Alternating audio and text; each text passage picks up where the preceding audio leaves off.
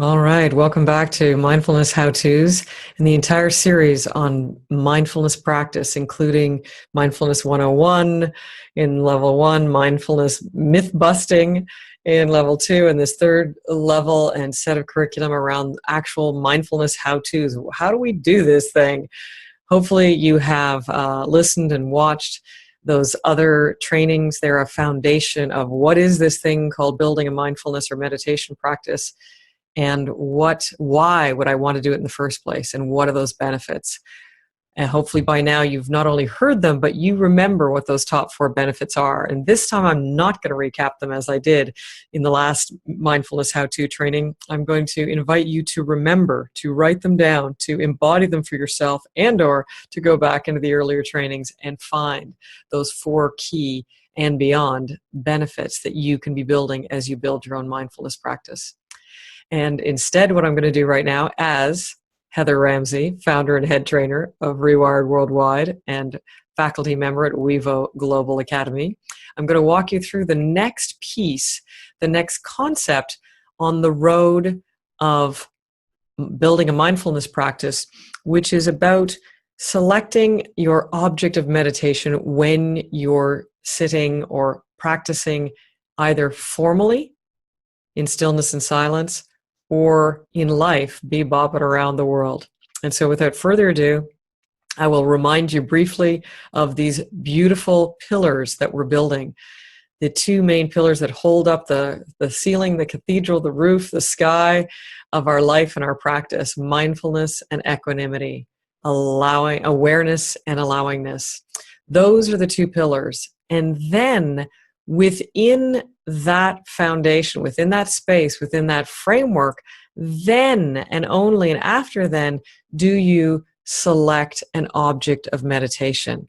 I shared with you in some of the myth busting that I think the one called my object of meditation is better than your object of meditation. This great debate that I've ended, ideally, at least for you, if not across the planet. And yes, there are different objects of meditation,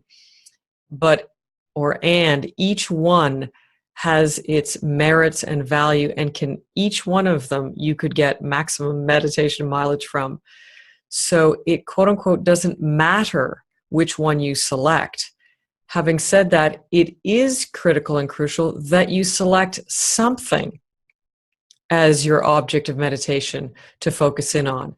And so let's take a look at that, because it's difficult to build an awareness of your mindfulness of nothing, or it's difficult to build your allowingness or equanimity of nothing.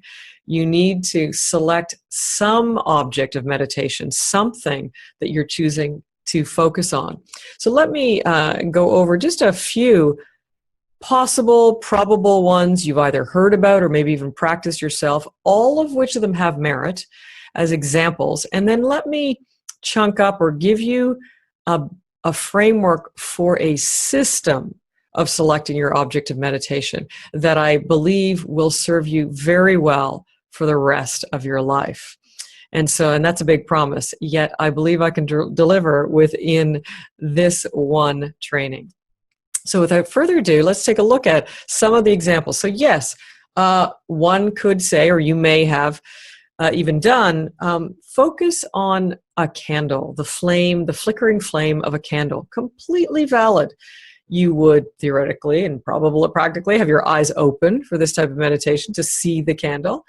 And you would be gazing at this. You may be practicing formally, so you're in stillness and in silence, yet your eyes are open and gazing at the flickering candle. And so it's the candlestick is still, yet the flame is active. And there's some beautiful dynamics there, beautiful benefits in building a practice with eyes open and building a practice of things both still and moving, because that's a part of living.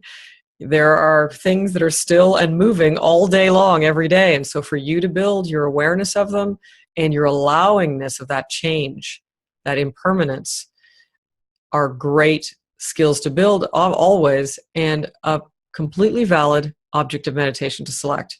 Let's take a look at another one.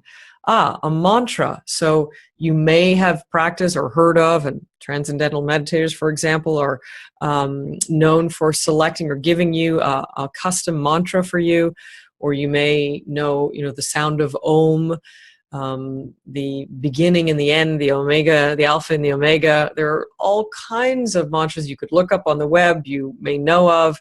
They may bring you great joy.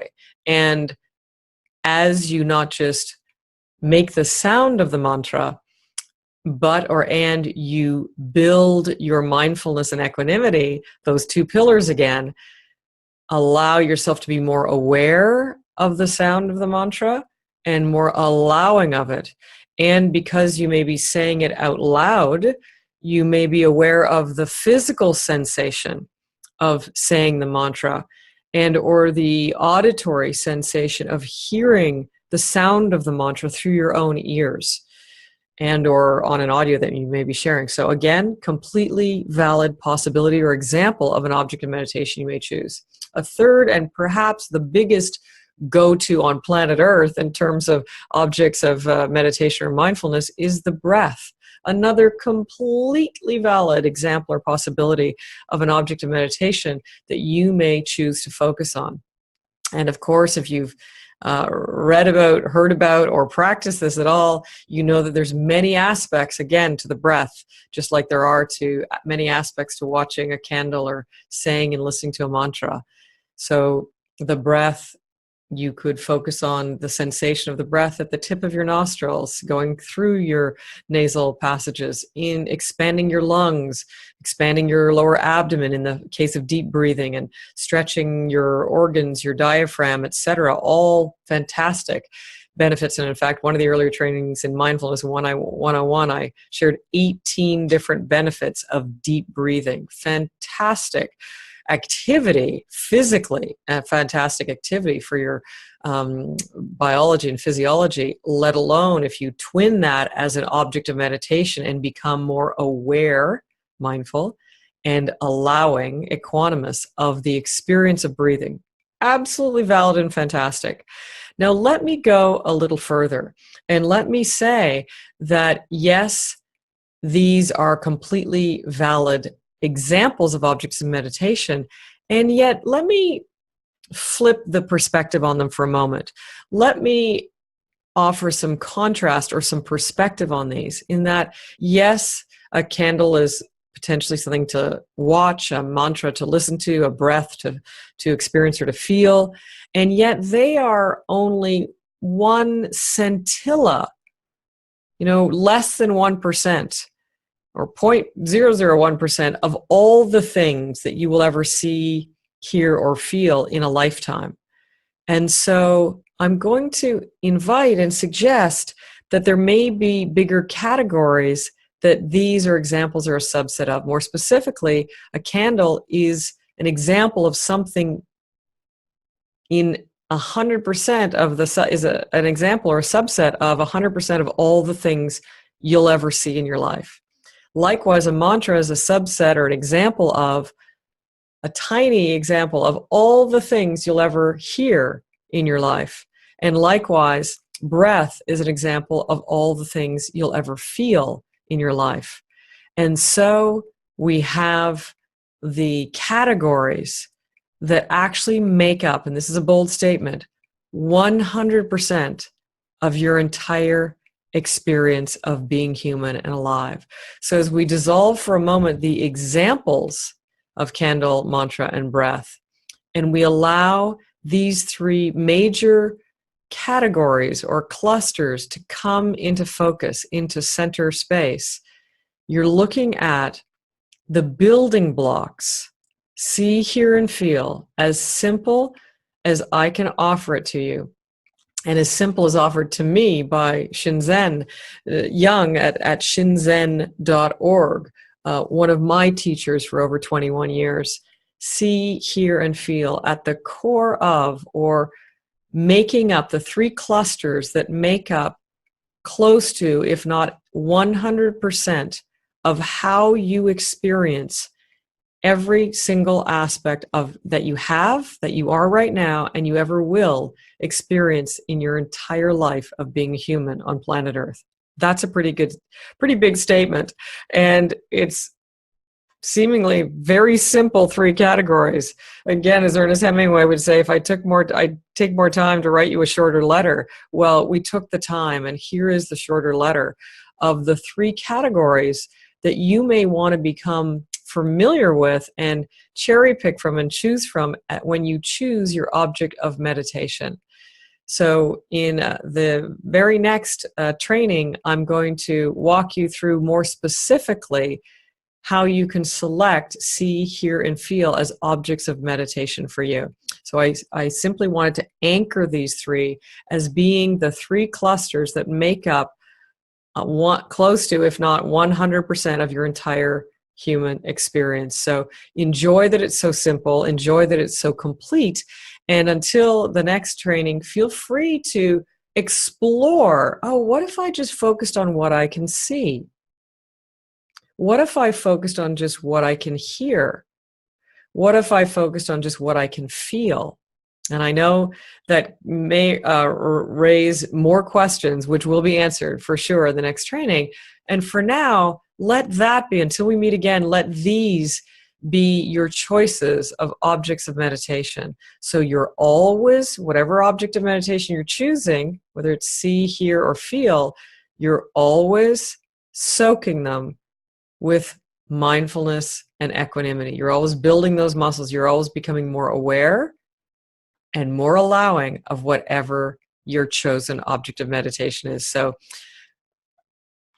good enough for now, hopefully leaving you with yet another step in a very clear, very mindfully laid out path for your freedom and wakefulness and consciousness and pleasure and joy from being a human being, as being a human being on this planet. And perhaps in our just last moment together, we can quietly for a few moments practice together, and that might be all you practice today, or I may be just kicking you off into your longer 5, 15, 30 mindfulness practice today. Either way is perfect, but let's just for a moment, if you're not already, if you're bebopping around as you're listening or watching to this, and you can stop for some stillness and silence. If you're driving, wait till you're finished or doing anything else like that. But if you have the ability to stop for a few moments and practice and invite and enjoy some stillness and silence, let's just for a few moments touch on each of them. Let's for a few moments with eyes softly open, just tune into and become more aware of all that you can see. You don't need to look around. You can, but you can just gaze straight on and you'd be amazed at how much your peripheral vision takes in. You might see the laptop, the wall behind you, the space around you. So soak what you see with an increased awareness and allowingness. Soak what you see with increased mindfulness and equanimity.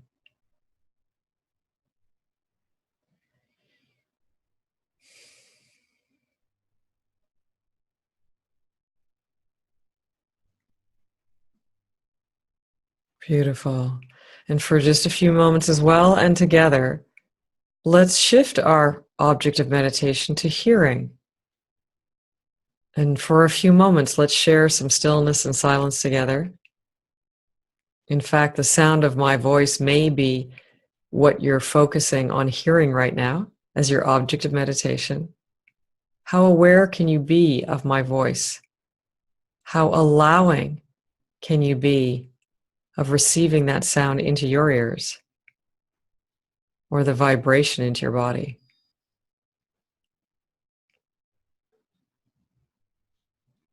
And if I'm not speaking, what other sounds, ambient sounds are around you? I actually have a chime that's blowing in the breeze outside that I can hear.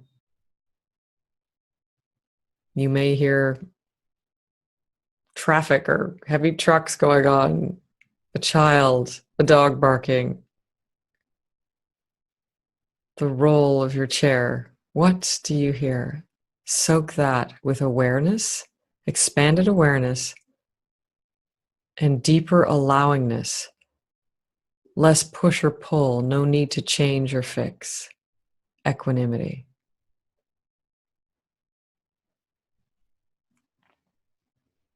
And finally, let's shift one more time our object of meditation to feel.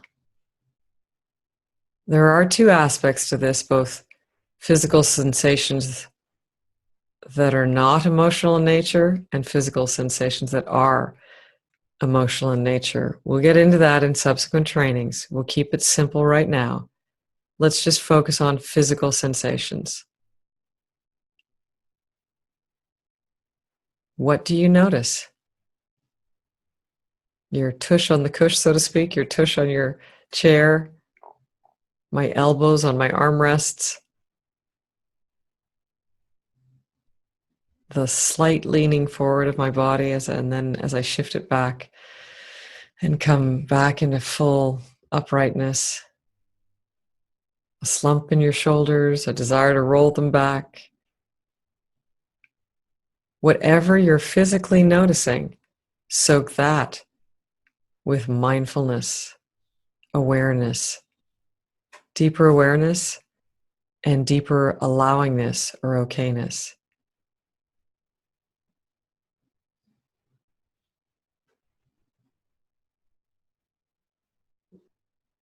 I have given you, in fact, whether you realize it or not, 3 ways to practice.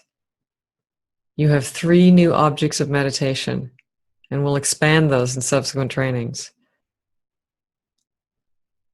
What you see, what you hear, or what you feel. So feel free, until we meet again, until the next training, to create time for your formal practice each day, as well as your practice in life as you're bopping around the world.